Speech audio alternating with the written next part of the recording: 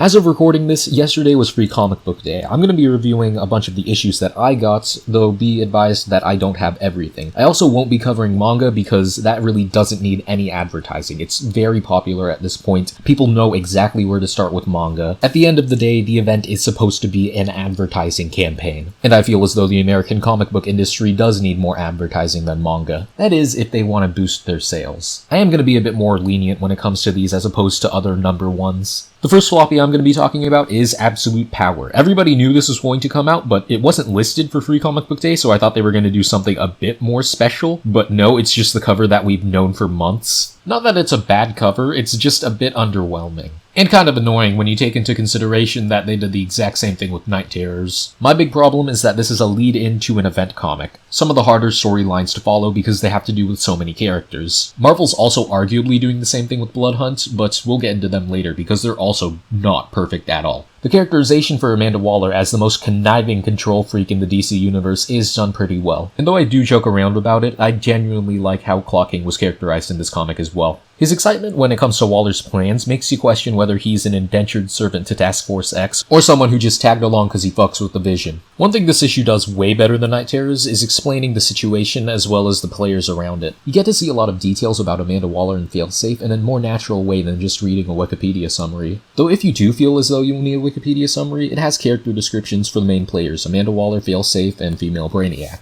Next up is the Spider-Man Ultimate Universe issue, and I thought this one was a 2 out of 5. I say this mainly because the Ultimates part of the comic is really good, giving a good characterization of Captain America, Doom, and Iron Lad for this universe's Ultimates, and showing their synergy. This is followed by a teaser of Venom War that includes the introduction of a character named Dylan Brock, which is his first appearance, which is why I think this comic was entirely made for graders. It doesn't show off any dynamic or character that really intrigues me, and the only thing revealed is a bargain brand Bishop, who's already just Cable when Cable's on vacation. The other story featured in this is Zebwell's Spider-Man, which I don't really have to explain why that part's very unappealing. But in case you do need an explanation on that, half of it is Spider-Man fighting the bad guys while also not being quippy in any degree. He also doesn't show off anything more creative that he uses with his powers, contrasted with Captain America bouncing a shield off of walls. Moreover, the whole entire thing is just, oh, it's a misunderstanding, and they aren't his actual enemies, and it's the Green Goblin who's after him. Also Zebwell's, so Peter Parker has to be a loser who can't hold a relationship to save his life.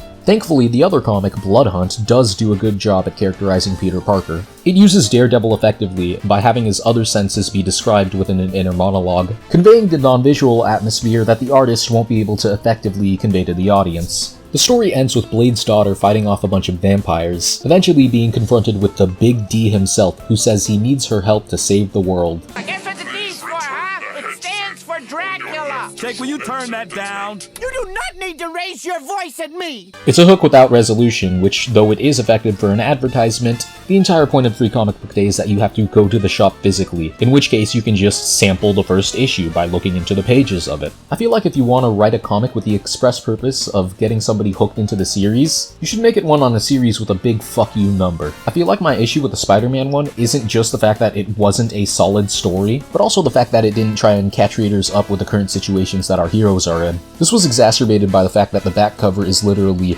The Amazing Spider-Man number 50, landmark oversized issue by Zeb Wells. But even assuming his run was good, I would just brush off the issue as confusing and uninteresting. The Uncanny X-Men part of the Blood Hunt issue is actually good. It shows a bit of the aftermath of Fall of X, mainly what happens to Xavier's school, but more importantly, it's a short story about Jubilee failing to whisk away a mutant from a bad situation, since the mutant themselves naturally wants to stay with their family. Jubilee decides to join Wolverine and Rogue, before we see our new antagonist, Dr. Ellis, yelling at an inmate, presumably Charles Xavier. The story does a good job at establishing mood, as well as world building. I especially like the use of the mutant hand sign. The thing I have a problem with is the stuff surrounding it, namely the preceding page. From the Ashes, X-Men by McKay and Stegman, Exceptional X-Men by Ewing and Carreno, The Uncanny X-Men by Simone and Marquez, Phoenix, X-Factor, Storm, Nyx, X-Force, Wolverine, beginning in July. I fully understand that there's a big difference between the teams, but since you're trying to appeal to a more broad audience, having a boring font above the X-Men logo as opposed to making it something more distinct will only confuse readers as to which run they want to get into. Moreover, both the front and back cover have Blood Hunt number 1 on them, when you would assume that it would be used to advertise the Uncanny X-Men. but for some reason we're just not given any splash art advertising the Uncanny X-Men. There's what's supposed to be either a title or cover page in it, but it doesn't take up the full page. It's kind of funny to me that Wolverine has better advertising in this book with an X-Men story in it than the X-Men do, considering there's an ad for both Wolverine and Deadpool Wolverine. Next up, we have the Star Wars issue, which kinda sucked. Bloodhunt had a similar issue of every other page being an advertisement, but the Star Wars issue is way worse with it. There's a scene that's clearly building up to a bar fight, but the first shot of the bar fight is interrupted by Princess Leia has been abducted and only one Jedi can save her. The Return to Echo Base story was just kinda boring. Lando Calrissian was the only character who was actually a character. You can swap out literally everybody else with just a normal soldier. Though Free Comic Book Day falling on May 4th isn't really that big of a deal, having such a nothing burger story on the day feels more insulting than not having anything at all. The second story in the book, The Curse, is actually pretty decent, ironically having better characterization of Luke Skywalker than the story with Luke Skywalker within the same book. But there's a thing it does that kinda distracts me. There's editorial notes citing a bunch of different issues in which things were either explained or events occurred. Though this is something that Jeff Johns did, he also didn't put an ad every other page of the story. The sad thing is it's a rather unintrusive way of advertising other comic books, as opposed to a big fuck you page that messes with the pacing of the story. Next up we have the Hellboy issue featuring Stranger Things. The first part is a Hellboy story that has a good characterization and sense of mood. It's something that's self-contained but still has enough questions, making the reader want more. The Stranger Things story doesn't really get a lot going with the plot, but it does a good job at establishing the characters, previous events, the mood, and the setting. Honestly, my biggest complaint with it is the art style. The back of the book, instead of having an actual cover on it, just has a list of a bunch of Stranger Things comics that you can pick up, with the tagline, "The nostalgia-inciting hit Netflix original series comes to comics." It's really weird for me to imagine kids in the 80s being excited for Hoffy ads as opposed to Chris Claremont's X-Men. It's not entirely bad, I just don't see myself getting creeped out in the slightest by the art style, which is kinda bad when you have something like Stranger Things that is predicated on horror. Next up is my stepdad's fashion magazine. Wait a minute, this isn't my stepdad's fashion magazine, this is just a Doctor Who issue. Could have fooled me. Though the art style was a bit sketchy for my taste, it is pretty competent and it doesn't really ruin the comic. It's a fairly decent one-off story, you know how Doctor Who should be. The only complaint I really have is this one horseback chase. There's a concept sketch of the Doctor fiddling around in the TARDIS, where he doesn't bleed out of the panel, but in the final product, he does bleed out of the panel. Conversely, there's an action scene where he shoots somebody on horseback and the horse and the victim's boot are bleeding out of the panel, but for some reason that wasn't translated in the final cut, despite the fact that it would have looked way cooler. The biggest complaint I have with it is that it has like 5 pages advertising other Doctors' story when it just introduced me to the 15th Doctor. Like me personally, I'd rather have more pages of story endearing me to this character as opposed to a bunch of advertisements for different iterations of the character. The advertising for them on the back cover is completely fine though. The TMNT floppy is another good one. It has an introduction to a quote-unquote new character, the Night Watcher, while setting up the current lore and rules of New York. The other story in it, Splinter's Day Off, is just a funny little incident in which Splinter is goofing off as opposed to the Turtles who are fighting tooth and nail against the Foot. The Worlds of James Tynion IV did not really endear me to any of the characters or the settings. The art for all of the works is very competent. Having a black gutter for a sleepover and then having a white one for an interrogation room is a very cool and smart choice. The mimetic story just felt out of touch. It felt like it was made by somebody who was 50 years old in 2012. The Woods actually managed to interest me, with solid lore for the world that was being introduced naturally, and a focus character who bases some of their actions on these events. The advertisements were relegated to only 2 pages at the very end. The one for Zawa in the Belly of the Beast is actually a good one, using the credibility of a writer that somebody presumably likes, James Tynion IV, as opposed to a quote from a random review site and an author nobody cares about. The last and most certainly the best out of all of them that I got is the Energon Universe issue. All 3 of the stories have beginnings, middles, and ends that feel like they actually accomplished something. Characterization for the G.I. Joe and Transformers story especially felt strong. Not to mention the art, this 2-page spread of Optimus fighting Megatron is fucking awesome. I honestly wish that I went to another comic book shop yesterday just so that I can have that shit pinned on a wall. The last page is a message from the head of Skybound, where he explains the order in which all these stories were published as well as their reception, giving the closest thing to what you can call a proper reading order. He also did something that I didn't see any of the other comics do, which is thank the reader. I know it sounds very cocky, wanting a millionaire to say, thank you, but they're acknowledging that their audience is the only reason why they exist in the first place, and the only reason why they're able to give away free comics without going bankrupt. He seems genuinely excited to be heading the Energon universe and sharing it with the audience. Moreover, it's done very tastefully. It isn't a 2-page thank you to suck the audience's cock. It's at the end of a letter on the very last page of the comic, where the reader is expected to have tuned out. There's another thing that this comic does, showing that the people behind it actually care about the reader. There is only one blatant advertisement in the entire comic, and it is on the back cover. Contrast that with Marvel's Blood Hunt, that has 7 Deadpool advertisements, one of them being with Wolverine, and 9 X-Men advertisements, despite none of the characters being on either of the covers. Now for the conclusion of the video, and my teachers told me you have to recap everything you said to the audience in your conclusion as opposed to bringing anything new to the table. Before I get my individual issues out of the way, I'm just gonna complain about how comic books advertise for TV shows, but there's no symbiotic relationship. It's one of the dumbest one-way streets of all time. Though I did like the Doctor Who comic, the cover fucking pisses me off because it's just a shot advertising the show and not a comic. It almost feels like editorial had a bone to pick with the artist or something. The My Adventures with Superman thing really pissed me off because I know damn well the show will have more viewers than the people who actually read Absolute Power. Legally or otherwise, obviously. Advertising should be funneling in something massive through a bottleneck, not trying to fill up the ocean with a leaky straw.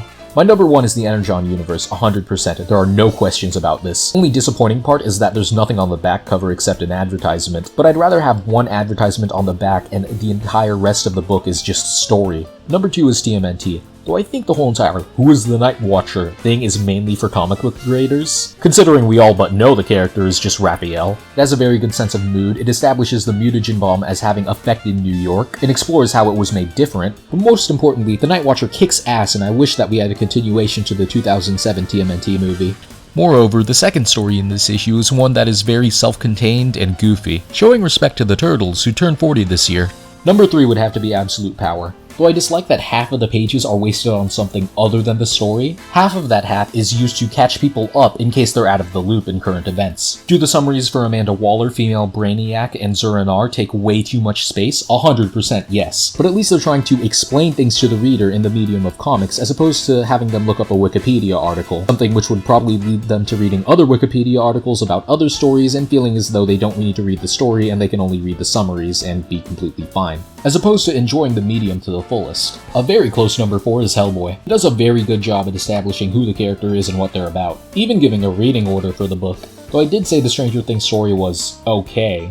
If you're old enough to the point where my YouTube videos get in your recommended, chances are you already know what the mood of Stranger Things is, and this is just kind of repetitive. This is a rant, so everything I say is mainly off the cusp. The fact that the characters don't want anything just sort of rubbed me the wrong way when thinking about it more. Number 5 is Blood Hunt. Somehow it had better characterization for Spider-Man than the Spider-Man issue this year, and though I didn't find it too intriguing, it does set up Blade's daughter. But as I stated earlier, Marvel already has issue number 1 out. Comic book shops, for the most part, don't have much of an issue of you flipping around through a few of the pages. So I find that, alongside the fact that Blood Hunt is on the front and back covers despite Uncanny X-Men taking up half of the issue, to be overkill of the most banal kind in terms of advertisement. However, I think that Gail Simone's Uncanny X-Men story within it was good enough to carry the comic, in spite of the fact that it doesn't have any real disambiguation between the X-Men teams. I will say the concept, at the very least, of Marvel having multiple stories being advertised as opposed to one big event is way better than what DC is doing, which is expecting you to get hooked on one big event. The problem I have is Blood Hunt is just a 5-issue miniseries. I'm pretty sure Venom War is also going to be like a 6-issue miniseries, maybe like a 12-issue maxi series at most. But the point is, issue 1 of Blood Hunt is already out. If you're going to a comic book store physically, chances are you can just flip through the opening pages of it and get more content out of it than you would from the free comic book day event. In contrast, Absolute Power has advertisements for stories that are related to itself, like Dark Crisis and Beast World, doubling as both a reading order and a synopsis from Amanda Waller's point of view. However, the next issue doesn't come out until next month, which means that in the meantime, somebody can just peruse around the comic book shop and see, huh, I read that Beast World is relevant to this story, let me pick that up, in case they were interested.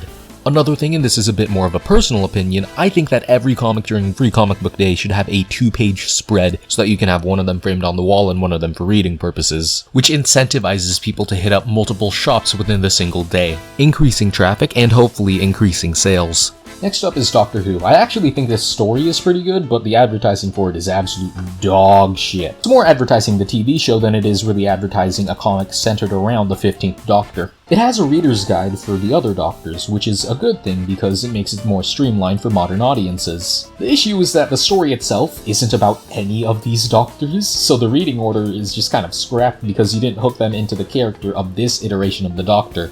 I mentioned earlier that it looks more like a fashion magazine than it does a comic book, and yeah, it's more of an advertisement for the TV show than it is any of the other comics, so it kind of fails in that regard. Speaking of failing to interest me, Spider-Man X Ultimate Universe. I was already interested in the Ultimate Universe, so I am a bit biased towards it, but the Spider-Man thing just did nothing really. It was kind of boring, the fighting was just absolute dog shit. I don't like the fact that Spider-Man's fighting fucking Freddy Fazbear and Tomato Guy Fortnite. I get that he can't fight any major threats, because his landmark oversized issue number 50 is gonna have him fight the Green Goblin. But there's like a billion better ways you can set up the Green Goblin in this issue other than having Norman Osborn being a bit menacing at the end 2 pages. Have some foreboding visual indicator that shit's about to go down. Don't waste your paper on a 2-page spread of these shit-ass Fortnite FNAF OC designs that even the worst DeviantArt creators wouldn't come up with. The whole entire thing of, oh my gosh, the attackers were angels all along, is just the worst trope of all time, period.